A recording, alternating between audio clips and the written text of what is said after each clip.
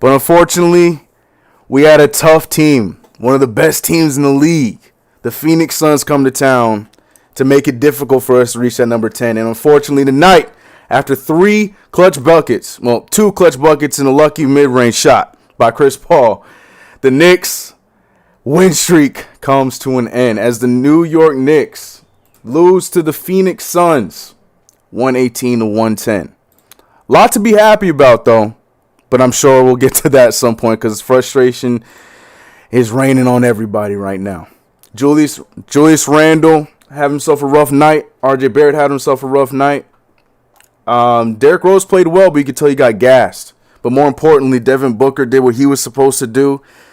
And the name that is in all of my DMs, Mikal Bridges. Oh, yes, that Mikal Bridges gave our Knicks some give us a hard night tonight. Nonetheless, the Knicks lose 118-110. But to be a little bit more positive, what makes me more upset is our win streak here as a trio. Our win streak, the one that we built, comes to an end tonight as well. CP knew what he was doing. He was upset about it. He didn't like not being a part of it, so he's like, just in case this Suns game goes wrong, let me make sure that their little win streak goes to an end too. CP, we see you, bro. But yeah, New York Knicks lose 118-110. It's your boy CK filling in for CP here on KnicksFanTV, presented by Manscaped with the lovely Ashley Moss to my right, and the man, the myth, the legend, Alex. No CP light tonight. You call him by his name. Guys, tough game, tough loss. I think we all have, some opinions on it, good, bad, ugly, but Alex, how are you feeling, man? Oh, man. I really wanted this win tonight. It was tough. It was a struggle. It wasn't even a struggle. We came out really hot. We came out guns a-blazing in the first quarter. We had like a good 15-point lead. Yes, come back out in the second half that we had a 7-point lead. Everyone was just grooving. I just loved everything part of it. It was the third quarter. Like, we didn't even have a true third quarter of doom. We were going back and forth with the Suns, and it came out tied by the end of the quarter. It was just the fourth quarter where we started doing the whole isolation type stuff, putting up bad shots from whether it was D Rose, Julius Randle, and like we just had two costly turnovers at the end. One from Reggie Bullock to RJ Barrett, who could have had an easy lay, and then Derrick Rose just poorly passed the ball to Julius Randle on the last play. It was close. It came down to the wire. And then, as you mentioned earlier, CK, just two lucky big shots by Chris Paul. But this is what Chris Paul does, and he does it. Got the cap to him, man. He did it. But I'm not. It sucks because we lost the winning streak, not only for the Knicks on the 9-game winning streak, our winning streak as well. I'm saying, man, I'm more hurt about that one, man. But I'm not overly upset about this game. The Knicks played really well, and it was really encouraging how they played well. Now, this was kind of a test to see how good we were playing the second best team in the West, and we hung in there. It came down to poor execution in the fourth quarter. And for the last couple of games, we've been doing that. But you win some and you lose some. We were on a 9-game winning streak. I'm not too worried about this. I think we'll bounce right back. Yeah, Ashley, I can see the stank on your face. How you feeling? Listen, there's some things to be, I guess, happy about, for lack of a better word, and then there are things to be upset about. First of all, I think this was a good game because sometimes when you're in winning streaks, you tend to all you know is winning, right? At that moment in time. I think this was an interesting game for the Knicks to play, especially after that kind of a win streak, because it showed you what a real playoff game could look like. It shows you what playing a real playoff team looks like. Right. And I think this was a good lesson to learn for the Knicks, because you can't take your foot off the defensive pedal with teams that are offensively gifted, and if so, also defensively gifted, just like the Suns are. This is a team that has not only a vet in CP3, but a lot of young talent. Look at Devin Booker out there just raining threes like nobody's business, especially in that second half. So this was a needed loss. Obviously, I didn't want a loss. I would have preferred to have 10 in a row, especially with the smack that everybody else was talking about us earlier in the day. But I think this is a good character loss for the Knicks, especially going into the postseason. And as we continue the rest of the season, it's just going to go ahead and make this a lot tougher of a team. And look, the Knicks were hanging with these guys. For as good as the Phoenix Suns are, number 2 in the West, the Knicks were giving it to them all game. And there's something to be said that right now we're kind of hum and drum and sad about the Knicks in almost May losing to a number 2 team in the West. Like that's Right. you just got to put that into perspective for a second, because we're here complaining about losing to the Phoenix Suns, who are number 2 in the West right now. This is not us losing to an unranked team. This is not us losing to a team that we should have beaten. This is losing, and barely losing, to a really good basketball team. This is something that the Knicks need to go and take into the film room, reset, and go on another winning streak, because obviously this team has the pieces that they need to compete. You saw during the game there were some holes. Like I said, defensively, you let your foot off the gas. You can't go ahead blowing 15-point leads. You definitely can't do that in the postseason. The game slows down. Teams are only getting better. This was a learning lesson for the New York Knicks. But to be in a position where you're complaining and you're upset about losing to a team this good, I can't 100% be upset about it. This is a good position to be in, if you will. If you want to see some light on the horizon, this is a good position to be in.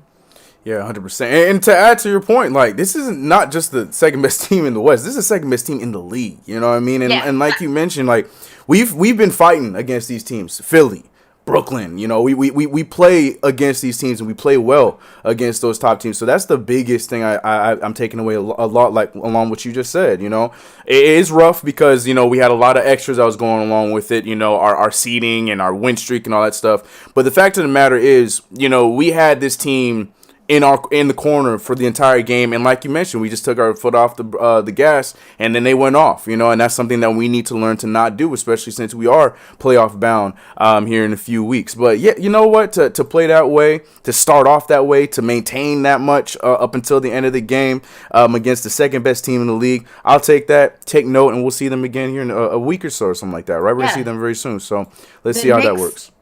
The Knicks came out hot, and I think a lot of people were apprehensive going into this game. Like you said, the Suns, second best team in the NBA. This could have gone really, really bad from the jump, but it didn't, and that is something to be proud of. This team came out, meaning our New York Knicks came out saying, I don't really care about where you're ranked. You're in the Garden. Welcome to New York. We're going to show you how it's done. They just went ahead and kind of calmed down when they shouldn't have calmed down. You can't do that in a playoff series. And I think this was just kind of the lesson that the Knicks needed to learn. And I'm okay with them learning it right now. I'm not okay with you learning it in a series. I'm okay with you learning it still in the regular season. You take this lesson, you go ahead and apply it to the rest of the season. You definitely take that into the postseason, and you shake things up and you kick some ass. But I'm okay with, you know, the win streak ending in the sense that it ended in a lesson learned. And that's all you can ask for. So. Absolutely, and to add on about going back, looking at the film, Julius Randle was struggling with the double teams in this game as well, and he didn't have most of that for the last 9 games. He was just going off, having the one-on-one matchups. Sometimes they double him, but he was reading it really well. And going against a really good team like this, he's going to have to adapt. And this is a good game to watch the film, as you pointed out, Ashley, and to adapt your game, because once you get into the playoffs, you're going to be facing competition that will be double teaming you every single game, because they're not going to let you. They're not going to let you score. They're not going to let you go 30 and 40 in a night. So he's going to have to adapt his game. And as you also point out, better to learn now, to watch that film now, than to learn during a playoff series, because he's going to have to learn to get everyone else involved. RJ Barrett, Nerlens Noel, Reggie Bullock, these guys are going to have to learn right now what it's like to play in a playoff series, because they're going to be heavily relied on if we're going to make any type of noise once the playoffs come.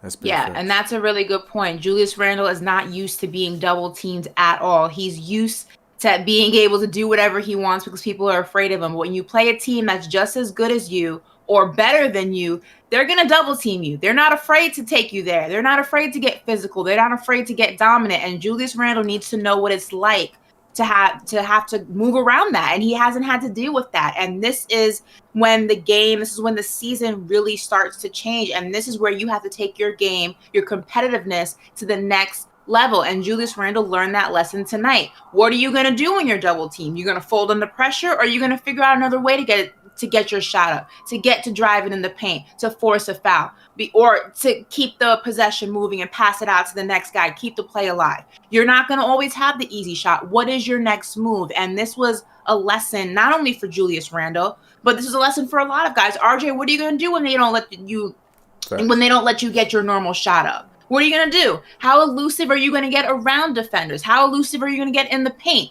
The game is never going to be easy for you, especially as the season only gets harder, especially in a playoff series. This games only get harder. What is your plan B, C, D, E, F, G? What are you going to do? That was the lesson of today's game. Unfortunately, the Knicks failed that lesson, but it's a lesson learned. And you take this lesson, you go into the rest of the season and into the postseason. Figure out your plan B, C, D, E, F, G, because that's all you have in a playoff series if you don't want to go home. And that's what you do. Yeah, big facts. And to add on to the double team point, yeah, Julius Randle was getting double team today, and it was looking like in the beginning he was going to have one of those games where he was going to, pick off other players on his team in the double team, start doing what Julius has been doing the majority of the season, finding open guys, finding the cutters and stuff like that. And it was looking that way in the first half because the offense was just flowing.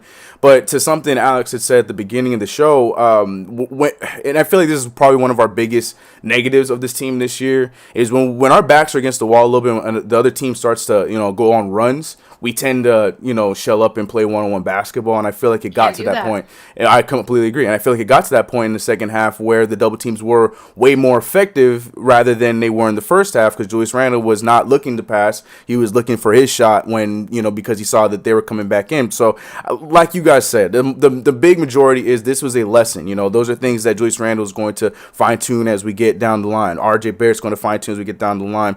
I'm seeing people in the chat talking about RJ Barrett was frozen out. Well, how does he get out of that? We've been talking about this. You can't blame Elfrid Payton because Elfrid Payton didn't really play much tonight. So RJ Barrett needs to figure out how to get out of those kind of situations. But yeah, we handled. I mean, we did okay. Like another night shooting over 41% from the three.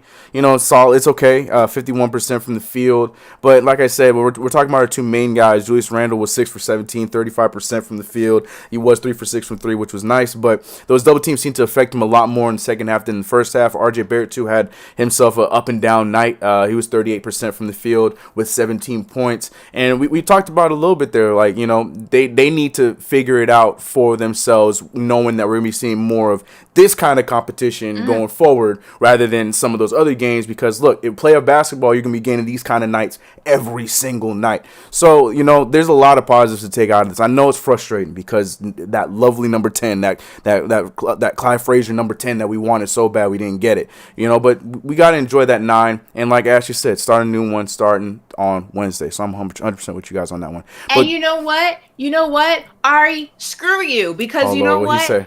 First of all, Ari's saying, "Oh, this is probably Ashley's best take, and that's not saying much." First of all, screw you, Ari. Second of all, this is your fault because last show you were all up in arms and in your feelings, ready to crawl up in a ball in the corner because you didn't know how to deal with the Knicks winning. Talking about, I don't know how to feel.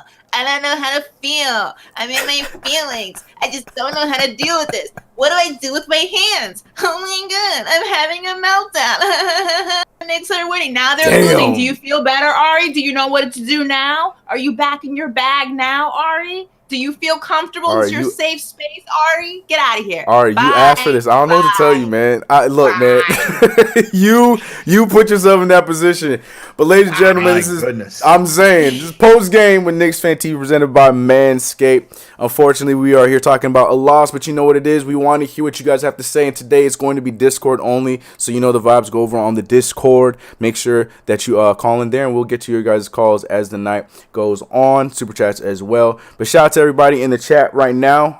Like I said, I know it's a lot, so people probably, listen to Drake in their room by themselves, and everybody's in their fields right now. So I understand there's not too many of you guys here, but we appreciate those that are here right now, and we're gonna talk about this. And like I said, move on. We'll see you guys on Wednesday, and we'll get right back on track.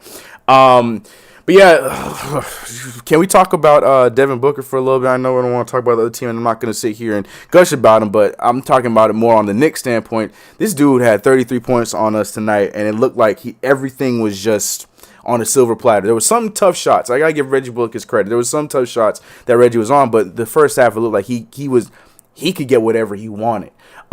So then, of course, now the the coaches, the many different Knicks coaches on Twitter and social media, the names get thrown around, and I'm not going to say one of his names because I'm going to get the chat riled up, but a lot of names get thrown around. But Alex specifically, do you think that this was just one of those situations where it's just we're playing against a superstar and superstar just got hot? Do you think that there was any kind of big adjustments that we could have made? What were your thoughts seeing Devin Booker just go out there and torch us and pretty much keep the Suns afloat while everyone else figured out their shot as the game went on?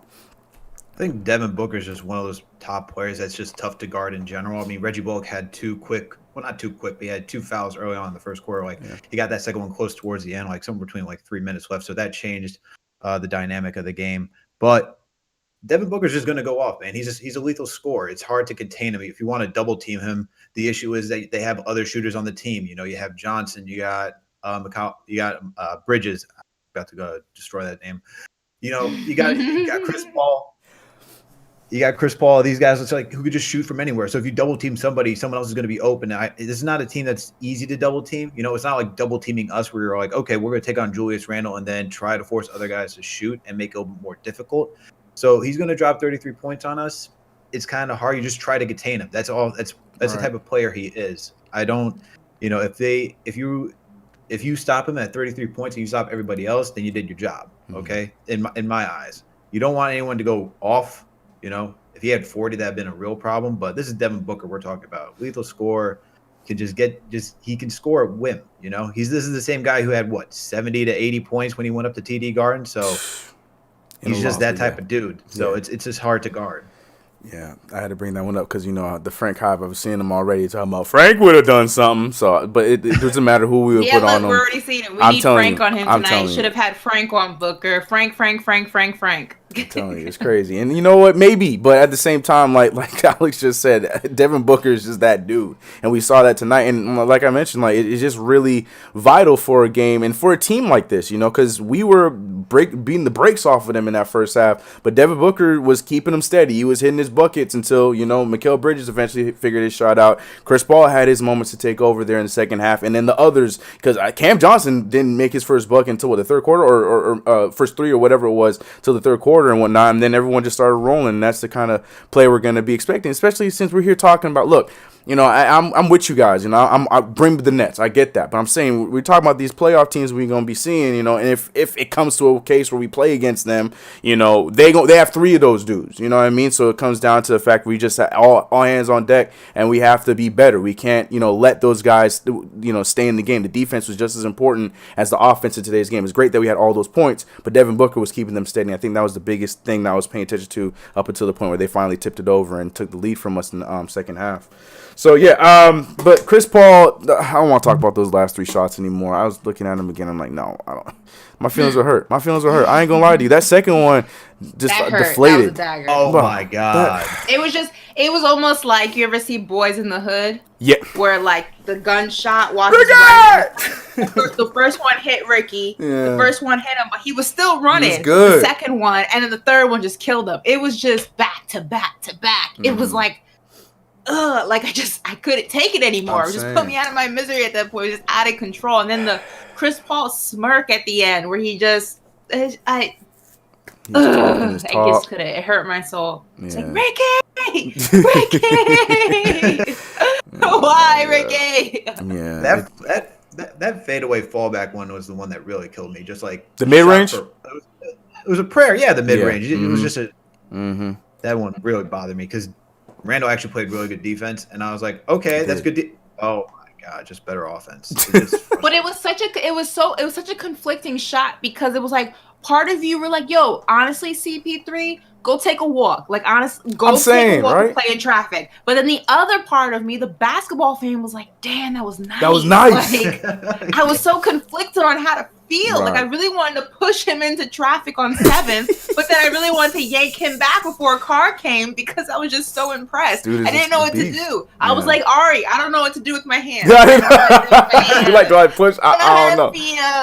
In my Ari impression. I don't know how to feel about this. I'm so confused. I'm conflicted. Ari over there getting the shots taken out of him. But let's read some of these super chats real quick before we go to our first call. David Claudio dropping $5. Appreciate you. He said, Knicks could have easily won this game. We had a bad shooting night collectively. RJ and Reggie missed open shots. Elfrid is dragging this team. Okay, I'm sorry.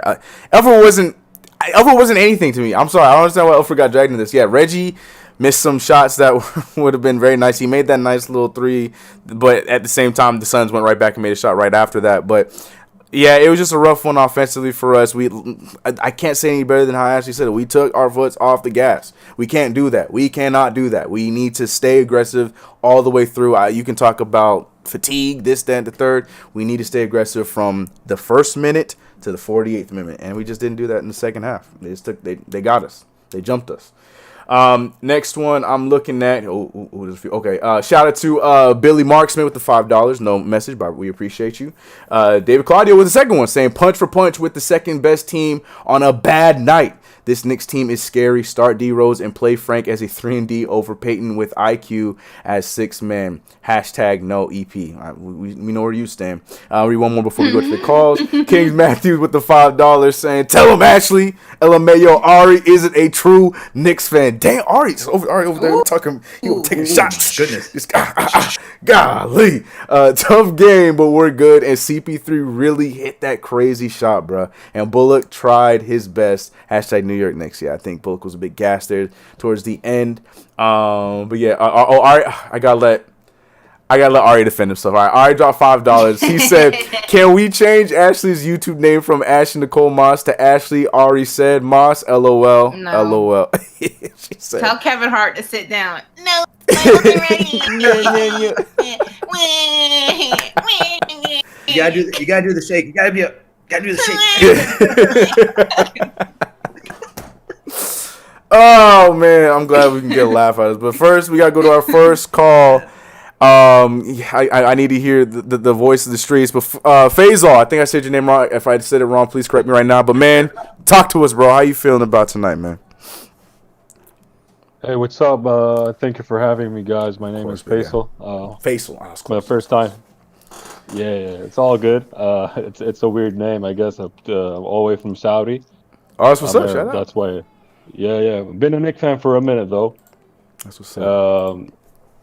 Well, I just wanted to say a couple of things. I'm so impressed by Derrick Rose. I mean, we got him for nothing, and trade deadline, and he's been balling out big time. We know what D Rose can bring to the table. It's just the one thing I'm really concerned about his knees, man. So I really want to kick out Elfrid Payton, and I'd rather give his minutes to Frank Ntilikina. I'd rather really give these minutes to Frank. He can actually hit that corner three occasionally, so it's better than having Elf there. Talking generally about today's game, well, I think what really made the Knicks really good this year, well, it's our defense, and I think we played really good defense. I don't care about that shot, the first shot that CP3 made. Look, that's a lucky shot, man. That was really good D. And the second shot, I mean, look, with these kind of players, man, I mean, he's made for that shot, so I'm not concerned about that shot either. I'm concerned about Mikal Bridges. He shouldn't be having 20 points per game. He went off. 20 points, in that game. He went off. Yeah. I was very disappointed in that. Other than that, I'm really proud of the Knicks, man, and I just hope we can get a really solid point guard next season, because Elf is not doing that. Well, appreciate your call, man. Hopefully you call again, man. Hopefully is the first of many, bro. Good points, man. Appreciate it. Thank you very much for having me again. Of course, man. Of course. That's why when Tibbs the other day, and I spoke about this on SNY, I don't know how many people caught last night's show, but when there was a clip of Tibbs, and we discussed it on the show about, Tibbs saying that the fans are basically too hard on Payne. He does a lot for this team. I said, where? Right. Where does he do it? Because I never see it. And if I do see it, it's almost to spite us because we're moving on from him. and he sucks people back in just to suck for another 4 games, and then the cycle starts all over again. It's so frustrating. And one of the points I made on the show, and I think, you know what, I'm going to go ahead and drop the clip on Twitter after this show so everyone can watch it. You should. Is that it's the lack of consistency that pisses Knicks fans off with Peyton. Thank you. And amongst other things, one, the lack of on-court chemistry between him and RJ. I know we saw him pass the ball to RJ finally. It's only, game 60 at this point? Thanks, Peyton. Real good job. That pisses us off. Also, you see what Derrick Rose does with similar minutes, less turnovers, if not more points, and more assists than what Peyton does. So you never understand the love affair between Peyton and Tibbs and why he consistently has gotten more minutes, at least up to a certain point, than Peyton does. Also, let's even talk about and take it back to the Raptors game. 14 minutes, he had 4 turnovers. Like, do you have grease on your hands? What, like, is there something wrong? Do you need Gorilla Glue? Like, I'm confused. Like, are you okay? Do you need help? I just don't understand what the man, I don't understand what Tibbs sees in him. I don't understand what it is that he thinks that he brings to the game that we don't see as fans. It's just like one good game and 10 bad ones doesn't mean you're a beneficial part of the team. It just means you had a good game. That okay, and it drives me nuts. It drives me nuts. It really does. Yeah, I can't. I hear you. I mean, the inconsistent play from him is really like the big issue, as you pointed out. Facts. You know, it's funny tonight that he actually had like a +6 and he was actually pretty efficient. He was okay today. He was actually okay today, but I get the whole, like, I get the sentiment of just, we want a point guard, especially when you see what Derrick Rose does, as you pointed out. Like, Derrick Rose can drive, kick it out, just swings the ball around. Doesn't matter who it is. He just gets it to everybody. And he can shoot too. And he's actually a threat from all 3 phases of the game, unlike Peyton, who, all right, all we have to do is just watch out if he comes into the paint, because his mid-range is meh, and the 3-pointer is just like, he's shooting 28%, so it's not even real. You don't even have to honor it. So you really don't. I could go out there and be like, nah, forget it, man. Play a pickup game. Nope. Yeah, like flipping a coin. Can you imagine playing a pickup game? Someone just like sees him in the corner. Nah, man, don't have to rush out there. But like, I get it, and the only thing I think Tibbs really gets out of him is like defense, which he plays okay. On some nights he plays above average defense, but he just drives a lot to the paint, which is what he wants. We just need another point guard. If Quickly was doing that, if Quickly was driving the same amount as Peyton, I really think Quickly would have more minutes than Peyton at this point. Yeah, but it's not even that Peyton doesn't have. It's okay. Let me make this clear. I don't think that Peyton doesn't have a skill set. He clearly has a skill set. Whether that's limited or not, he has a skill set. But it's just like, it's so inconsistent that it's hard to appreciate it. That it's just it's hard to embrace something or someone as a part of a team, or what they bring to a team, when what they bring is so inconsistent and just up and down. It's just like, you see it and you're like, okay, I can see. It's like he has a good game and you're like, I see what Tibbs sees in him. I can see it. And then it's like 10 games, he's terrible, just to come back for that one game. You're like, okay, I see it. He sucks you back in. That's why I compare him to the ex who feels you moving on and sends you the text message just to make sure that they can still rope you back in. That's what he does with Knicks fans. He ropes us back in because he has another good game. You think, okay, he's about to go on a run. And then the cycle starts constantly. And it's exhausting because it's like you keep playing somebody who's so inconsistent in what they bring to the team. And that's the frustrating part. That's why when Clyde said, oh, round of applause for Peyton as he heads back to the bench. Clyde, you're shady. You're my kind of guy. That's the why. Shade. Yeah, inconsistency is the biggest thing. That's the biggest thing. I mean, my thing is just I just don't know who this dude is. Like, this guy just completely just turned into somebody completely new. I get it, his points might be up, but at what cost? This dude was a 7 assists per night kind of guy. Like, this guy was what we hate so much about him. Like, as you mentioned, the RJ Barrett stuff. Like, that's the biggest stat. And even last year, he still was giving the ball, but at the same time, he was at least facilitating the ball. That is what it just pisses me off, because he could be what we need. This dude, throughout his entire career, throughout of him playing basketball, that is what his number one was outside of his defense, was he was a facilitator. He has vision. Where the hell is it? You know what I mean? Like I don't understand. And we see a night like Detroit, and then we never see it again. Just like you guys both brought up, he's like, baby, you could take me back. I'm telling you, I could take you out to dinner. I'll be and then, different. I right, promise. and then he's posted up for the next few weeks talking about, hey, yo, babe, what we eating tonight? Like, no, we're not falling for the same trap every single time. You did that really well, CK. Sorry, man, it's not me. Scarily, swear to really, God, no, really no, well. no. Look, actually taking shots at CK. Look, I am a guy. I have many guy friends. I know that dude. I'm not that dude. I know that dude. Leave me alone, Ashley. We all know that guy. We all know that guy. See what I'm saying? See what I'm saying? I didn't hear you do the impression, Alex. So. All I'm saying is the inconsistency. If you want in on the smoke, let me know. Because right now it's directed to the man to my left. I'm good. Look, man, I'm just saying this dude, the inconsistency is what's annoying. And the thing is, like, his game's falling. Alex, you said it. Like, Tibbs likes the fact that he goes to the hoop. Cool. But if I'm looking at his shot chart and I'm seeing all these X's next to the rim, it's so frustrating to see on a night-to-night basis. Like, you're right. Like, it's cool. But he's going to the hoop to do what? To get double-teamed and get blocked? To take a step-back floater? Like, they don't make sense. So I'd rather him do what he did at the beginning of tonight's game. Feed someone else. That's why I was kind of joking by saying, like, it's a blessing that there was a shot blocker and a big presence like DeAndre in the paint, because he was preventing Elfrid Payton from doing that kind of stuff, and it was forcing him to move the ball, which was working in our favor. Like, that's all I'm asking from him. And I get the hate. People are, very, very critical and they want results now. But at the same time, I do think that there was a good player with Elfrid Payton, and I don't know where he is. Just I feel like he's lost in the upside down. I've not seen him since. Like, just give me a piece of what he was last year. 7 assists per game. Now he's what, 2-3 a game?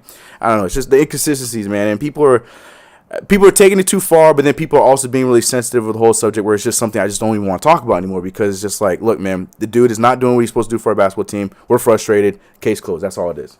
And I don't want to hear about Elfrid Payton anymore. He's lost in the sauce, as they say. It's a lack of identity. I don't think he has an identity of who he is as a player yet. And that's the most dangerous place you can be as a player, because when you don't have an identity, you're just all over the place. You don't have a foundation to fall back on. And I feel like he doesn't know who he is as a player, which is why you see him so inconsistent so consistently. He's inconsistently consistent. Like, it's just, or consistently inconsistent. He's consistently inconsistent. Right, there you go. Right. He's consistently inconsistent, and every player, has a bad game where they go in these slumps. We've seen RJ do. We saw Julius Randle do it a little bit after the All-Star break. Yeah, but it happens. They have their identity. They know what type of player that they are, so it's easy for them to kind of get back on track. You know what I mean? Yeah. With Peyton, I don't think he knows who he is. So you see these really good games from him where maybe he's showing spurts of what he has in him and what he can bring to a team, this team. Yeah. But it's just not 100% who he is yet, or he's still trying to figure it. There's a disconnect between what he does on the court and who he is as a player, and that's why it's just a constant revolving door with him. Yeah, I think the other thing too is that this team has completely changed from how it was ran last season to now. Yeah. Under Mike Miller, we saw him bring up the ball every single time. The point guard was truly initiating the play, right? He was getting the ball to Randle, whether it was driving in, doing whatever he could do last season, and he had more freedom and more range to do whatever. This season, Tibbs is like, look, we're running everything through Julius Randle. He's our playmaker. He's our engine. He's our scorer. He does everything. So Peyton, you got to figure out how you're going to fit into this role and be second, third, fourth fiddle to whatever Julius Randle is doing on any given night. And so, he's not getting the opportunity to necessarily play make as much, and he's not really that good of an outside shooter. So he's kind of stuck in a box that is not really meant for him. And I think that's the biggest issue with him right now. And to make it perfectly clear, we're not blaming this loss on Elfrid Payton. Yes. There's a lot of blame to go around, and and none of it's for Elfrid Payton tonight. So he's off the hook. I think Julius Randle takes some of the blame. I think defense takes a lot of the blame or lack thereof. I gotta, there's a lot to go around it's not on Alfred Payton tonight. This is just more of a general conversation on, Tibbs's comments regarding Payton and what he says. He does a lot for this team. I haven't seen it, and I've watched every single Knicks game this season. I don't think either of you have seen it, and you've watched every Knicks game this season. So it's just kind of that comment that makes you wonder what it is that Tibbs sees in Payton that we're not seeing in Payton. There's like two different Paytons, and Tibbs sees one version and we see the other. So it's just very confusing. And I definitely feel like next season, Elfrid Payton should not be part of this lineup, this team. That's just how I genuinely feel. And I also feel like we should not be surprised if he does end up going and being like the third or backup for the Clippers or the Lakers, something like that. And then all of a sudden we're seeing his stats looking like 11, 7, and something. That's all I'm saying. It's just like, I don't know. But I agree with your comment. He should not be the one. Not every season it goes on your chicken, Sometimes that's my favorite one. I think that's my favorite. Actually, is. Yo,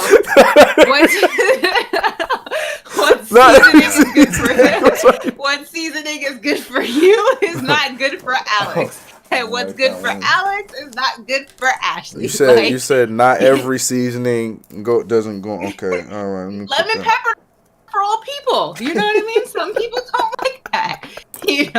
And you give lemon pepper to the right person, it works for them. It may not work for you. That's okay. It's okay. That's my favorite. Ashley, I'm putting that one on the top of the list. Not every. That's great. That's great.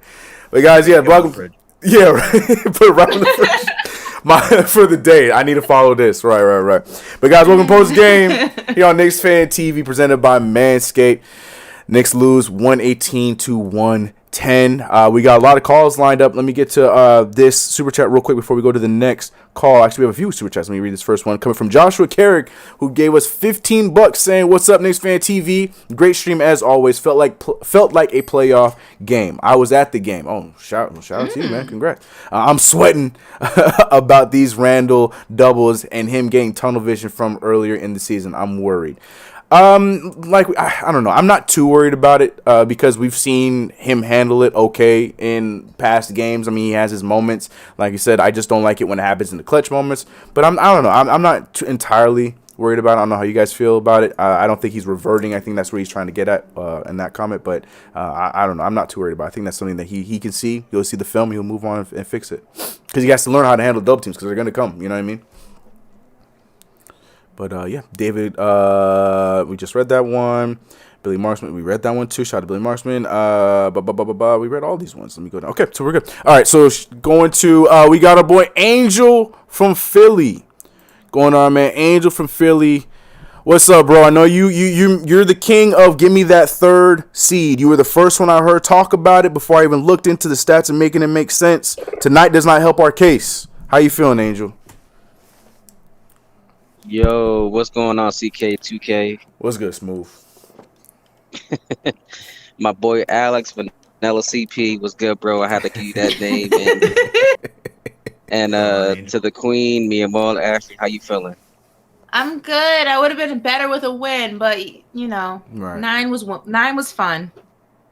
Yeah. First things first, y'all. Hit that thumbs up for y'all boys, man. Gotta show some love. But hey, listen, man, as far as this game, it's disappointing. We were up 17 in the first half, and shout out to Payton. You had no assists after the first quarter. You know what I'm saying? You just, like, I know exactly what he is. He's basura. He's trash because it's just, he just needs to go. Like, I'm just so done with him. I get it. He plays defense, but at the end of the day, you're playing against Chris Paul, Devin Booker. You could play defense, but you still got to move the ball. If you move the ball, you make the team better. So that's one thing. But listen, man, we got outscored 62-47 in the second half. We gave up over 7 threes in the second half. You're not gonna beat Phoenix, giving up that many threes. I mean, they had way too many easy baskets. They had way too many threes, and granted, at the end of the day, they have CP3 and Devin Booker. We have Elfrid Payton. That just says it all right there, and Julius Randle, he didn't really have it tonight. I would have liked to see RJ Barrett shoot the ball more. I thought he played pretty good. And, I just want to see him be a little bit more aggressive. I thought this was maybe a game, he could really step up a little bit. And obviously with Peyton not passing him the ball, that just doesn't help.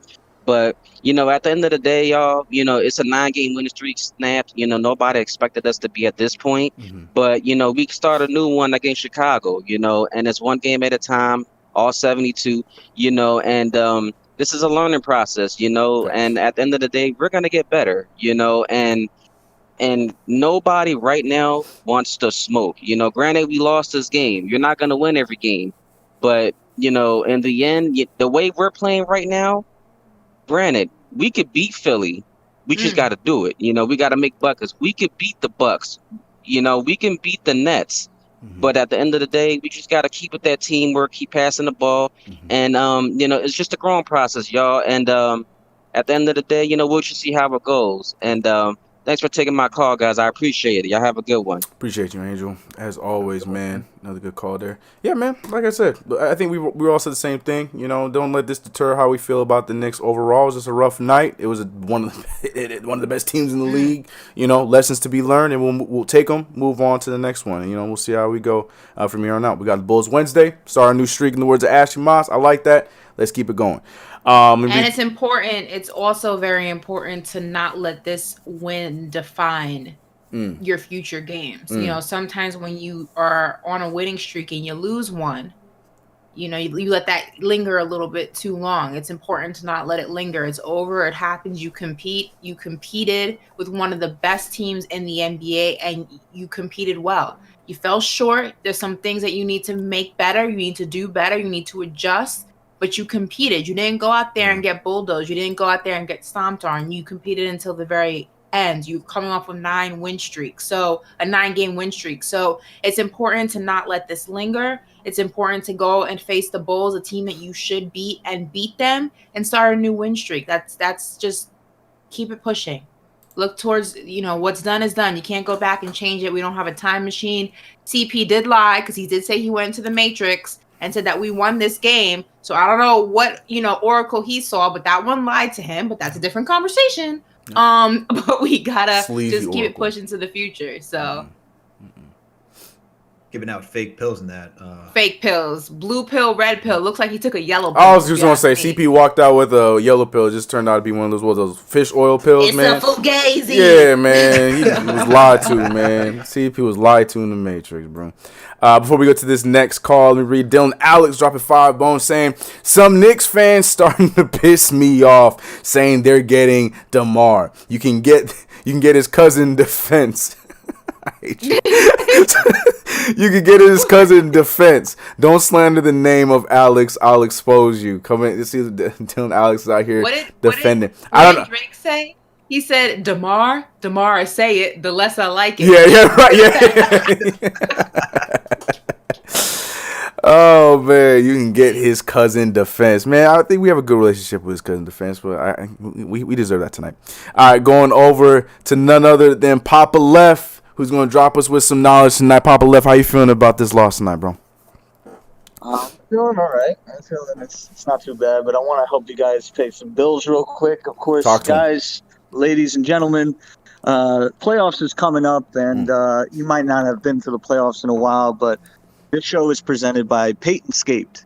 You can cut Peyton, anytime you want, and we have an LED light for you, Thibodeau. If you're into doing it in the dark, you can cut him in the dark. If you want to make it a group activity, Ashley has an idea. You, Steve Mills, Scott Perry, and Leon Rose can get all together and cut him together. So make sure you enter the fan code We All Hate Peyton and KnicksFanTV and get your Peytonscaped. All right. With that said, no. It's the promo code, bro. What you mean? You just we need a promo code. Promo code is We Hate Peyton. Yo, we need it, man. Oh, I didn't hear it. My fault. all right. So everybody was out and talking, doxing his family. That was crazy. Yeah, I think too that's far. a little too far. Way too far.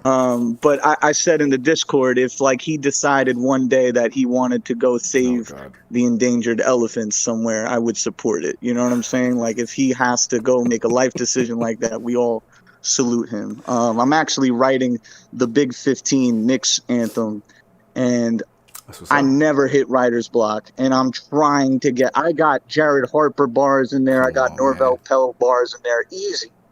I am trying to find a way to get some Elfrid Payton bars without being disrespectful, because the goal is for everybody to enjoy it as a team. But it's really frustrating. But as far as this loss goes, it was a 9-game winning streak, and it had to be ended on some hi, I'm Chris Paul, I'm a first ballot Hall of Famer, hi, how are you? That's how we lost the game, and I'm okay with that. Shout out to KnicksFanTV, shout out to Alex, shout out to CK2K, shout out to Ashley. I'm looking at you guys in delayed on my TV, laughing at my jokes from 20 seconds ago, so I appreciate that. You guys are awesome, and shout out to CP. You know, like, KnicksFanTV has become so much a part of my life, and so much a part of, like, everybody in the chat, everybody in the Discord. It was so awesome seeing Chuck D, Jay Boogie, Hoodies Vintage on Instagram. It's so fun seeing you guys there, and I'm with you guys in spirit. I listened to Dick Barnett's interview on the way to work, the 5 C's. The dream paradigm, that was awesome, and like, it's leaking into my life. Like, I'm on interviews with my jobs, and I'm like, all right, so what makes you qualified? And I'm like, all right, here we go. And I'm with my girl, and she's like, all right, what you got? And I'm like, all right, here we go. And that's literally my life. I'm KnicksFanTV, brainwashed down. Oh, love, bro. That's great. We will let CP know. I'm sure he's gonna see this already. But as always, we appreciate the call. And got some 5s in the chat. I'm saying, man, probably he does not disappoint, man. I saw one of the promo codes saying ASAP. Y'all so wrong for that, bro. Peyton's Gig promo code ASAP. He said it could someone said promo code. You don't gotta go home, but you gotta get the hell up out of here. Yo, that's too much to write, bro. Wait, Elvis, that's too much to write. But no, I'm saying, man. But yo, he lost me when he was talking about it could be a group event. He said get Scott Perry, get Leon. Did you see Ari in the chat? He said, "Are we doing this in Grand Central Station?" Oh yeah, zip zap zoom.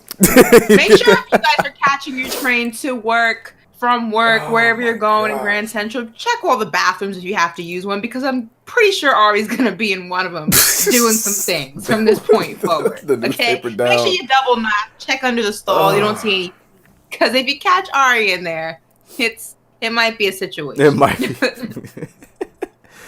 Oh man, PoppaLeft. We needed that one for sure. Good. But yeah, let's see. Oh, you already read that one. All right, so going to the next call, we got Peter from Belize. Oh yes. We've had Peter calling before. Peter, man, how you doing, bro? How you doing? Peter. Sir Peter from Belize. Hey, what's up, man? How you doing, bro?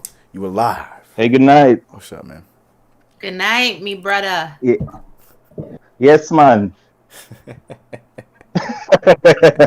Yes.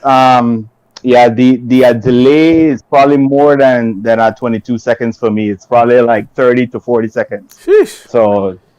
So I'm like at the TV trying to put it on mute and not really get caught off surprise. That's a couple points to me though. Lessons, not losses.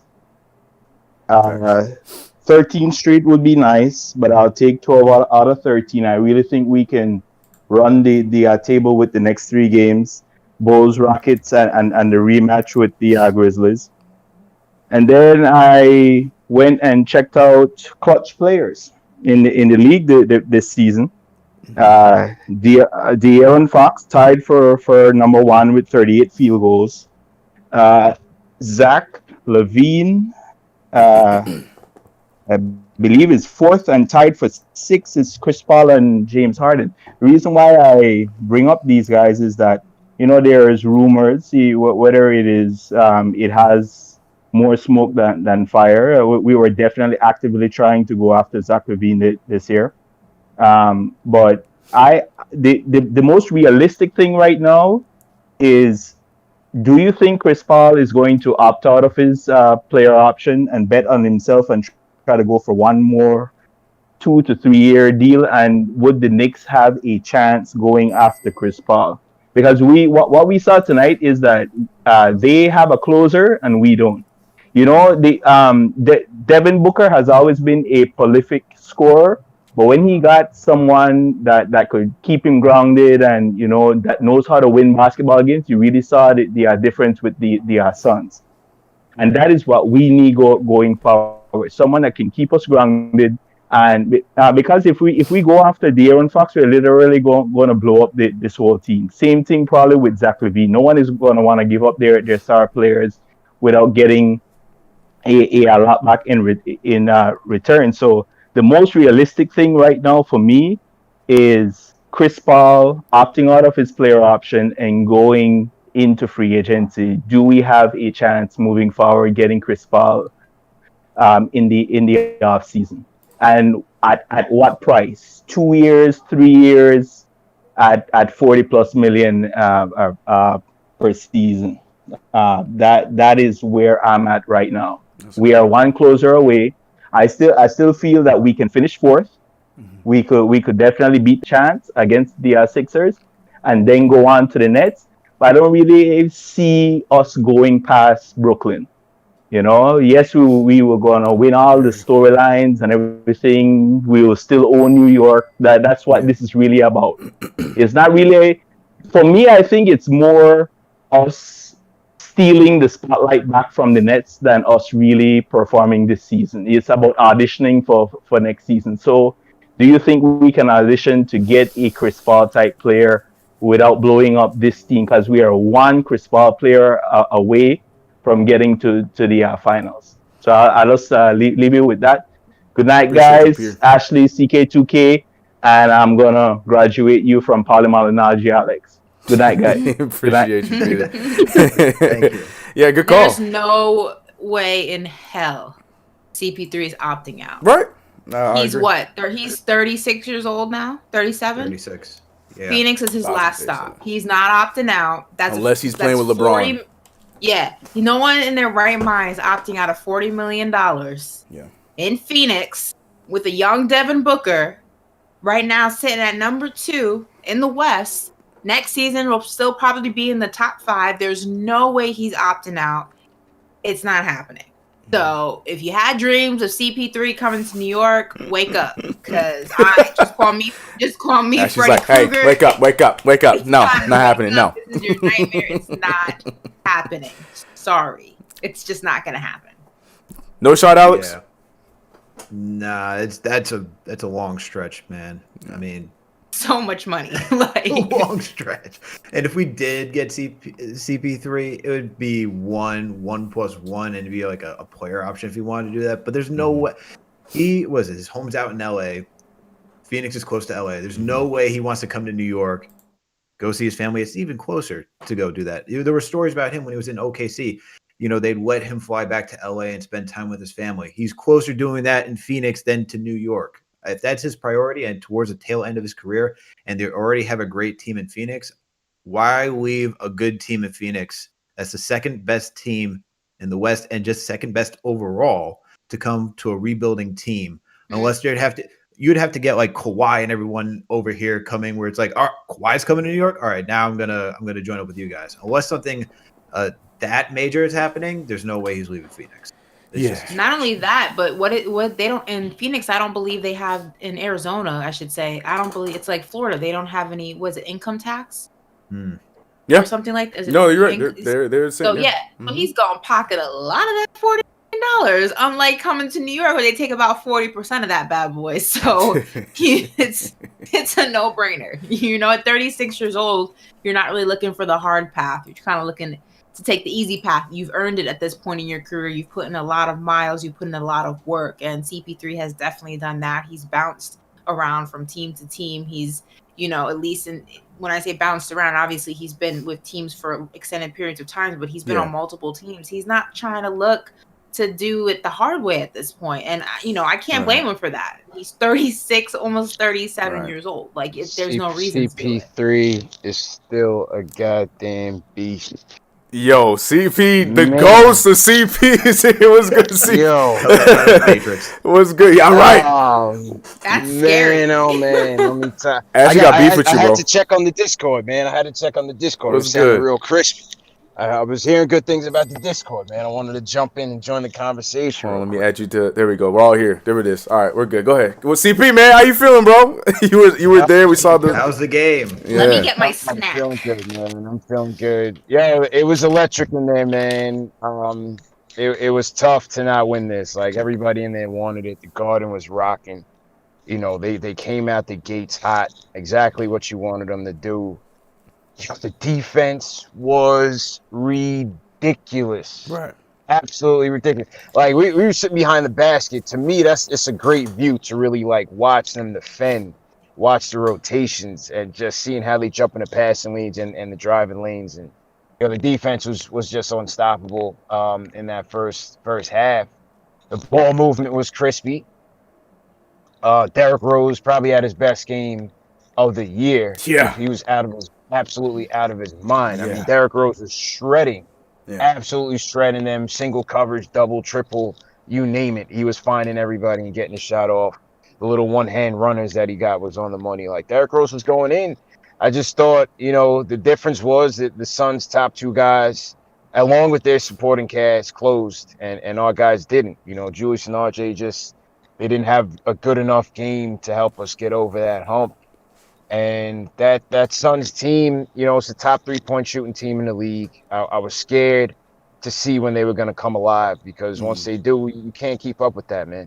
Everybody in that starting five, except for Ayton, is a 3-point bomber. CP3, 7 straight points to close it. Devin Booker was unstoppable. Mikal Bridges. Like, how you got Scott Perry sitting. I was sitting right there with Scott Perry, man. Imagine Scott Perry watching Mikal Bridges go off like he did in that fourth, and then look 2 feet over and see Kevin Knox can't even help this team. Like, I was sick, bro, because I wanted Mikal Bridges in that draft, man. It's nothing about Kev, but right. Mikal Bridges was the pick. Me too. I know some of you wanted Porter, some of you wanted Shea Gilgeous, but I was just a Mikal Bridges fan, bro, and he's just maturing well with that team. Mm-hmm. And it was just hard, man. Cam Johnson bombed away 2 threes. Javon Carter. It was just hard to keep up, man. Yeah. It was just hard to keep up. So with Derrick Rose, real quick, because you were talking about how Derrick Rose was playing great today. He had a great game. But do you think unstoppable. Yeah, but do you think the fact, because Tom Thibodeau stayed with them throughout the entire fourth, you think that was part of it? You think that gassed him for the end of the game? Because you can see he was moving heavy a little bit towards the end of the game. And that's the thing with like the Peyton sympathizers or the people that are always like, no, you guys are too hard on Peyton. Right. You got to understand, like, it's the impact that it has on the team. Like, Rose was out of his mind, don't get me wrong, but he can't last that many minutes consistently every night.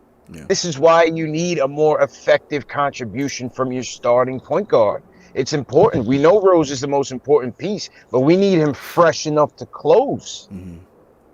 So when you start that third quarter and CP3 is just leaving Elfrid Payton in the dust, or Payton's just not, effective enough facilitating, and the offense, the ball movement is slowing down when Randle doesn't have it and RJ doesn't have it, it slows down the team. Yeah, 100%. That's just the bottom line. Yeah, he had his drives. He had a couple layups, whatever. Okay, fine, but like he was getting crushed by CP3. And on the other end, we just had no ball flow in the third quarter. Went away, fizzled, disappeared. Completely went away, man. Yeah, went back to that isolation game. Exactly. Were you able to get your $45 drink at the bar at least? You know what? I drank before pregame. We had a little pregame over by Stout over by the Garden. But no, I was locked into the game, and then halftime, Jay Boogie came on. I don't know if you guys saw the halftime show where Jay Boogie pulled up.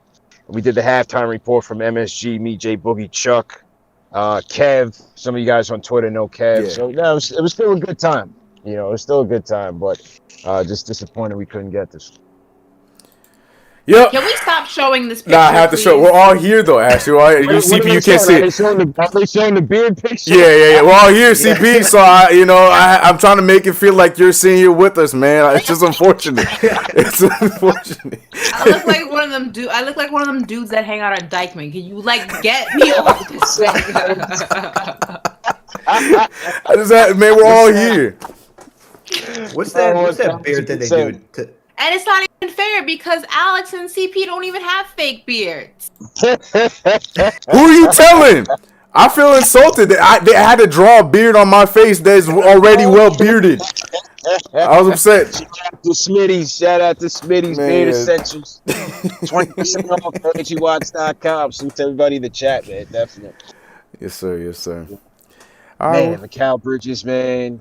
Oh man, it was yo. That's the one that hurt me the most, man. Forget CP3 7 points. He's still for it. Yeah. Someone said I look like Carlos Boozer with a ponytail. Yo, that's it. That's all I can see now. Yo, that's all facts, man. All facts. He looks like Mero in that. Yeah, shout out to Mero. Shout out to Mero for sure. Q-Tip was in the building with LL. You saw Chris Rock was in there. I saw Chris Rock decided to come on home after being in the 305, ruin on the Heat. Me and Chuck had some questions about that, man. Chuck said he's gonna follow up, so we'll get some. I hope so. Yeah. I hope he was getting an update on what our standings were at the time. Like, yo, we saw you in Miami. Was not a good look, bro. I hope they're updating. We need answers from Chris. Yeah, Listen, man. I can't hate on Chris too much. I mean, I don't know if he's a full-on fan, but the Miami Heat did give me my first job in sports, so it will always be respect over here for them as an organization.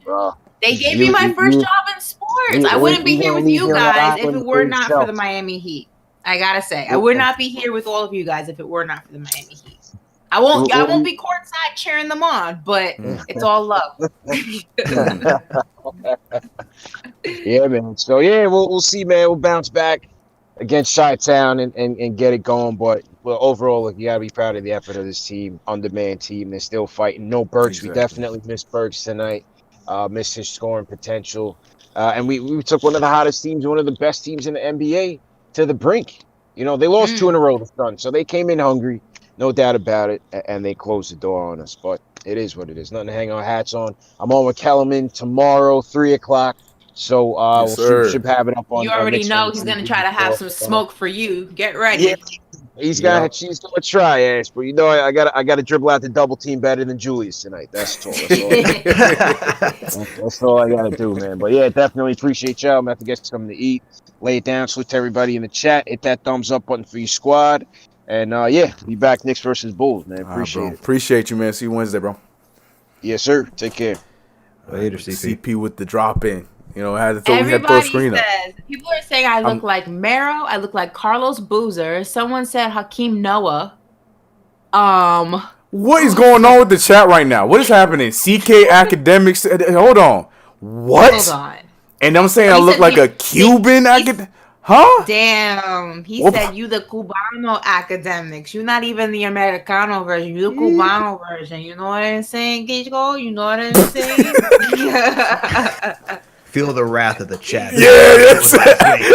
I was like, yeah. Jamal Murray wants you to feel his pain. Yeah, right. No, wait, hold on. Oh man, nah. Cubano academic.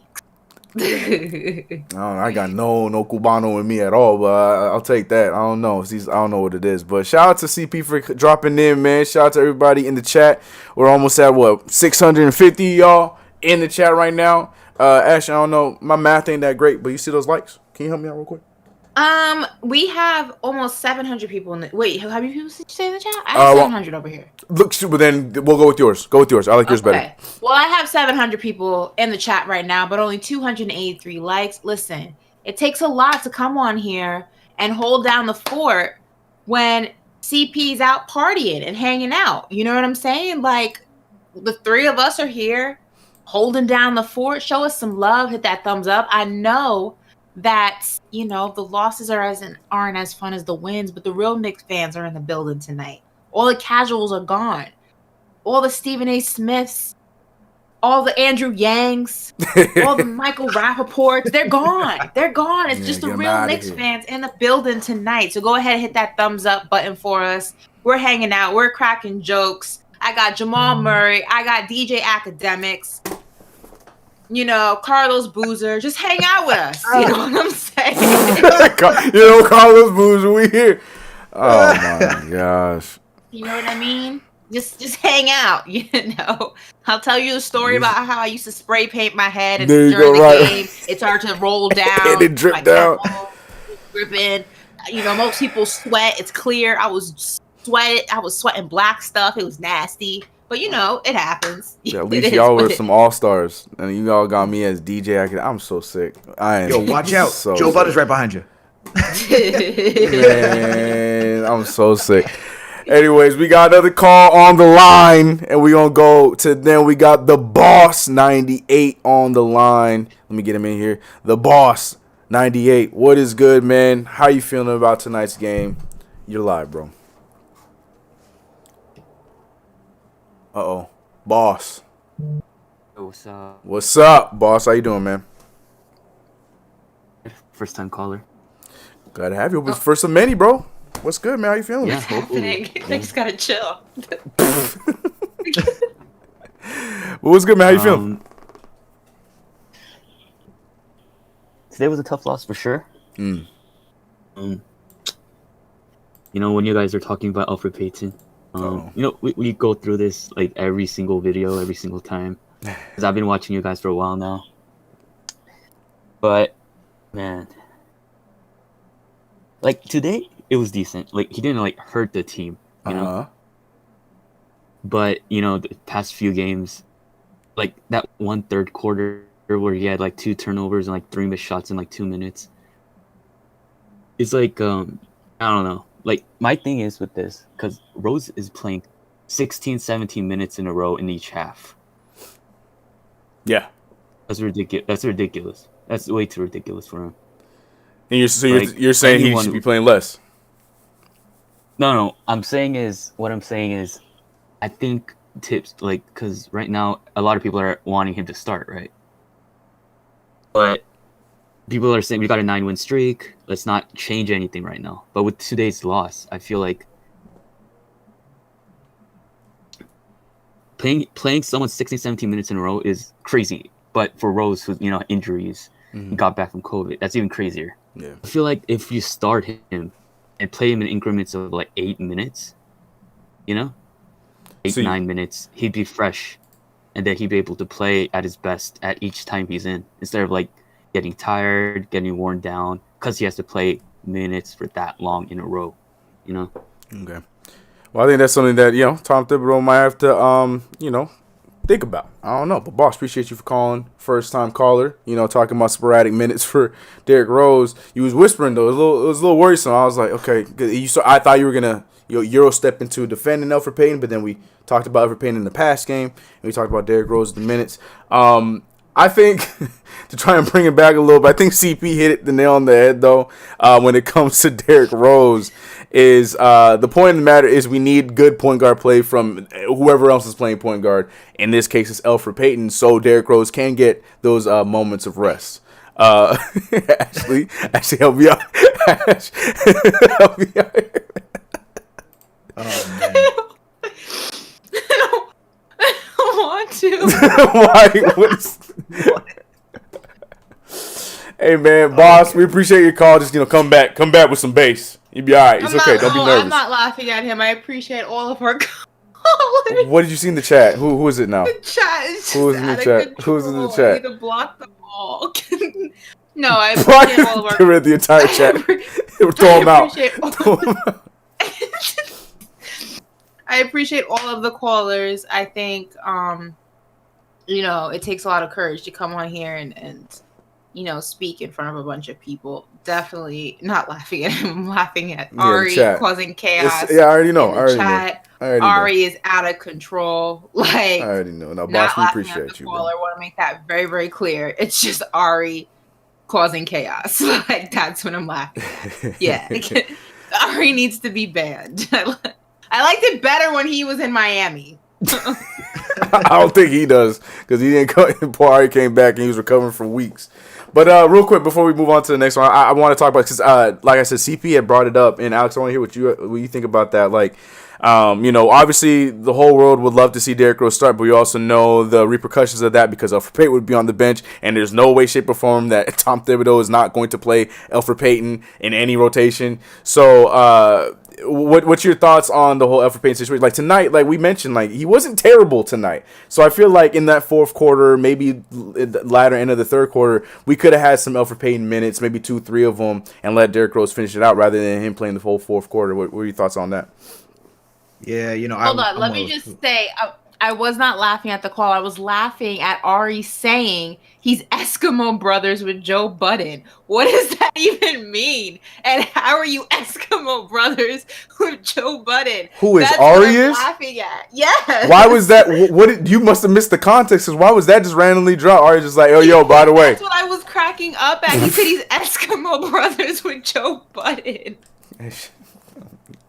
This is like that meme where you're just like, what? How did that? I don't know. Yeah, I feel like Nick Young. Who even says Eskimo brothers anymore? And two is, why is he Eskimo brothers with Joe Budden? Hey, man, look, after we heard his life in Miami, I am not surprised. I mean, you never know. You never know. Bring us back, Alex. Bring us back. But to go back on topic. Yeah, with Derrick Rose, I'm like one of those people who wanted him to start too. Obviously, you just see more and more 25, 27 minutes is like where he's peaking at. But this is where people also want Burks to get some of the point guard minutes, to get Manuel quickly more of the point guard minutes, and just to have, Elfrid Payton just on the bench, just not getting any playing time. I get that. I think the thing that we're going to need from Payton, because there's no way Tibbs is just not playing him. I'm telling you. It's just not going to happen. The thing that we can hope for is good 15 to 20 minutes from Elfrid Payton like we got tonight. And then you hope to take it from there. So obviously Derrick Rose, Tibbs wants Derrick Rose closing, but on a night like tonight, maybe Tibbs made the exception. He's like, hey, D Rose has got it cooking. Let's see if he can play for 30 some odd minutes. He played well, up until the fourth quarter when we started chucking shots, and that you just saw, like, after 25, 27 minutes, he started hitting that wall. So Tibbs is going to have to figure out how to manage him and keep him fresh for once the fourth quarter comes, because that's where we're going to need him most.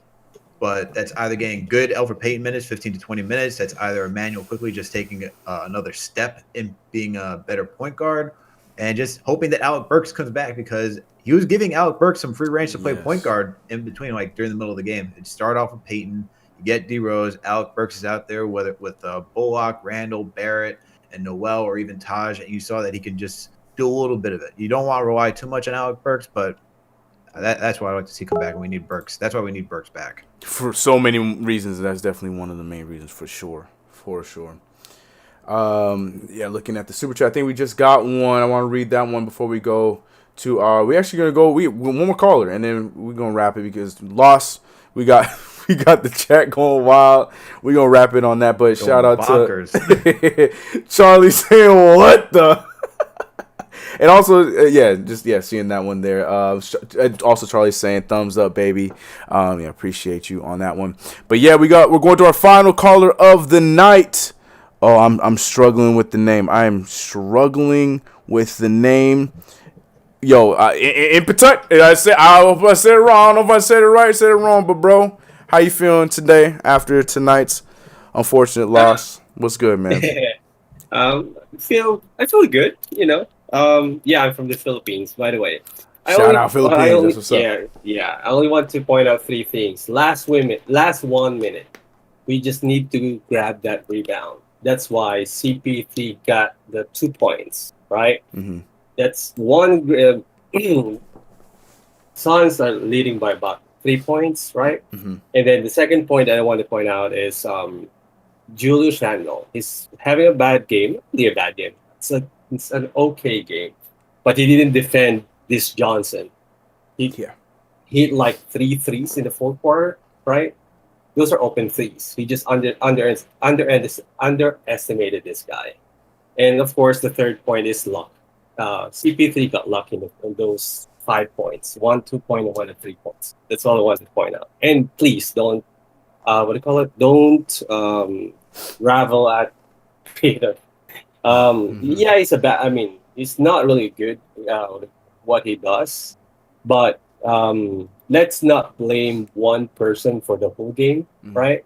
It's a team game, so it just so happened that for you talking about 20, 30 minutes of Peyton, but probably he's really good at communicating with the guys. Yeah. At the end of the day, so heroes, right? Who's gonna close the game? It's that all that matters. Again, just one rebound. That's it for me, guys. Yeah, no, great call, man. It's good to hear. We got a nice, well-rounded call. They're very well-rounded in the Philippines. We appreciate that. So appreciate your call, bro. Yeah, because that's always the number one thing. I feel like that's why we had to have that conversation about Elfrid Payton earlier. It's like, we get it. We all agree that there's inconsistency, blah blah blah. But I feel like we lose Elfrid Payton sitting on the bench and he didn't even play. Elfrid Payton's the reason why we lost this game. You know what I mean? I agree. Like, it was a total team effort in tonight's loss because we did not seal the deal the way we were supposed to seal the deal. And I don't know if you can call what CP3 did luck. I mean, I agree. The one shot, but not the other one. When you shoot a ball, unless that was precision. That was skill. That was a lot of times shooting in the gym. It's not like it just rounded the rim, or it's not like it just it's not like the ball rounded the rim and then fell in. Where'd you go? What you get me like that? No, it's the same thing. Just the chat. Chat's going wild. They're saying Knicks fan 63 is ended. It's like I'm just done with the chat. The chat is just on one right now. It's not like what was I saying? Oh, it's not like the ball. I don't even want to say. It's not like the ball went around the basket and then fell in. It's that was skill. That was precision. Mm-hmm. It's not like it was just the tip. It was. All right. Can we time her out? I think I need to time out. That wasn't luck. I'm just gonna leave it alone. Yeah, leave that. It wasn't luck. It wasn't luck. At least two of the three shots weren't luck. That second one, that's a fact. I don't know, but yeah, I see what you were trying to get at. Just gonna leave it alone. Go ahead, Alex. No, it's a fact. I mean, CP does that. He's known for doing that. He's a clutch player. That's why he's going to be a Hall of Famer. That's why he's a difference maker when he gets on a team, right? He just does these type of things. I agree with you. That one fadeaway long two where Julius Randle had good D, you can call that one luck with the shot clock hitting the buzzer. But the 3-pointer, the other mid-range, he can hit that. That's not luck. That's CP3. That's who he does. That's what he does. That's what he does. He does that. Like that wasn't luck. That was skill. 100%. As much as it pains me, it was skill. That's why I wanted him on this team. I was like, if we need a point guard, let's go get CP3. I know it's going to cost assets, but what CP3 brings is just... We're seeing it right now. Yeah. Almost the number one team in the league right now. They're right around the corner from number one team in the league, and this team is pretty much built the same as they were last year, plus the CP3. So, yeah, that shows the magnitude of his value when it comes to this team. But, yeah, man. How different, though, do you think this team would look, especially, well, let's say in terms of rankings Ash. Right now, we're sitting at 4. If CP3 was on the team. Just out of curiosity, do you think we'd be much higher than 4? I say we'd either be... Look at Brooklyn. Knowing what Brooklyn looks like, knowing what Philly looks like, knowing what Milwaukee looks like. You think we'd be higher than 4? We'll go ahead, Alex. I think we'd be a lock. I think we'd be a lock at 4. I don't think we'd have to worry about dropping any further down. If anything higher, maybe 3, but we'd definitely be a lock at 4. Where we don't have to worry about whether it's the Hawks, the Celtics really coming up on us. I think with CP3, you're just cemented in there. Nets, they have 3 superstars with Kyrie, Harden, KD, and when they're fully healthy, they can roll. Philadelphia 76ers, you got 2 superstars in Joel Embiid, Ben Simmons, and the way Tobias Harris has been playing this season, he's just playing on another level. They're a really good, well-rounded team, and they got the shooters to help too. And then the Bucks, I could say the Bucks just because I feel like they've been playing the same style brand of basketball for these past couple of seasons. I've not fully invested in them, thinking they're going to get over that playoff hump because it's either Giannis goes in and they get the 3-ball going, or it's 3-ball and then Giannis gets to drive. And that's just kind of the thing with Mike Budenholzer. So I think we could have surpassed them at 3, if anything, like max. But 4, we could have been solidified there for sure. if we had CP3. Yeah, I think that I think there would still be a race in the East right now for who's who and whatnot, but I think that the top 4 would be a little bit more solidified with us being in that top 4. I don't know whether we would be locked at 4, but I think we would be fighting for 3. You know, with the way the Bucks have been playing this year with injuries and all kinds of stuff, I think there's a conversation that could have been had if he was on the team. We would be up there possibly fighting for that or having the 3rd spot. And we're fighting to go back and forth with the Milwaukee Bucks. I just don't think we would be in the fight that we're in right now, to, you know, where everyone's so locked in, you know, from 4 all the way down to 10. I think 1 through 4 would be a little bit closer, and then 5 all the way down would be a different battle. I think we would be pretty solidified. I just feel like, you know, with everything we got going on right now, plus everything that CP3 brings on from a locker room presence to on the court, I just think it'd be a completely different team buying into everything that's going on. Who knows what would then happen? Who's included in that deal? Maybe Mr. Number 6 is included. Who knows? I just feel like there's so many possibilities. Say his name. Say his name. But we said his name too many times. He might as well be the sponsor of this show. And not PoppaLeft. PoppaLeft. I'm not that kind of sponsor. But yeah, I think it would be definitely, we would be in the conversation for the top 4 if CP3 was on this team. I think it'd be different. But anyways, ladies and gentlemen, I think that says a lot, though. The fact that you guys are saying it'd be a lock for 4. It has to be. But no, that it'd be a lock for 4, but we're in 4 without him. I think that says a lot about this team and the direction that it's going. Obviously, It's more of a battle, like Alex said. It's going to be a constant flip flop for the Knicks, or it's just going to be a constant battle to maintain that 4th spot. It's also going to be, you know, a lot of watching of other teams and watching who loses and who wins throughout the remainder of the season. But I think that it's definitely interesting that that we're kind of in the same position, just slightly a couple tiers below. Yeah. Even if we had CP3. So that's promising for when you actually get someone who can be a true ball handler. Yeah. You know, like Alonzo, like CK has been, you know, rallying for since day 1 or somebody else. Please. So that's definitely going to be interesting. Bring them over. If you're top 4 without CP3, just kind of put that into perspective, you know? I see what you're doing there. Look at you hyping this up. That's right. And on that note, we're going to wrap the show here. I want you guys to say your goodbyes, your outros. Actually, I want to say, we got to get the script. Ari, get the script. We're going to save it for Alex. We got to have Alex close it out because his impression is getting impeccable. And I think CP's in the chat, so we need CP to see it live in full effect. So with that note, CP's never seen it. I think he's in the chat, so I want him to see it in full effect. But yeah, Ashley, send him off. All right, guys. Bunch of laughs today, which are needed after a loss. But as usual, you can follow me on Instagram and Twitter at @AshNicoleMoss. You can catch me on SNY Weekend, Sports Illustrated during the week, and also make sure you guys are subscribing to my YouTube channel, All In With Ashley Nicole. Hit the thumbs up on my most recent video, comments, all that good stuff, and we will be back here Wednesday when we take on the Chicago Bulls and start our winning streak all over again. I love it. That's right. New win streak. I'm with you on that one, Ashley.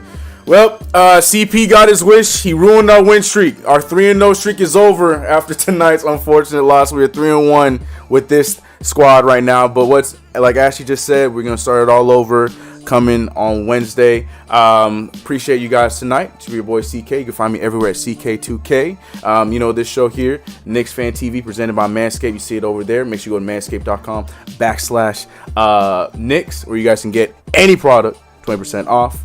But we got the better closer to close the deal right now. I'm going to send it over to Alex, a.k.a. CP Light, or a.k.a. Vanilla CP. CP's here. I hope he sees it. But Alex, what's good, bro?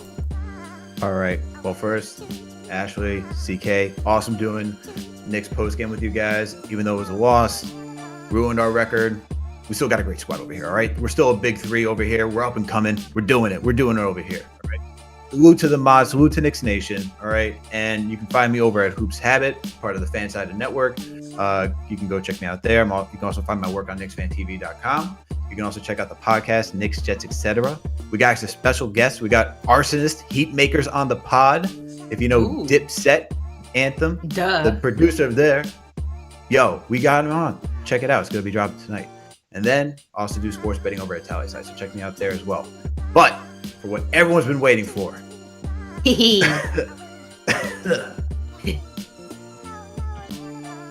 that thumbs up button for your squad. Salute to Knicks Nation. All right. This podcast is available on all streaming platforms.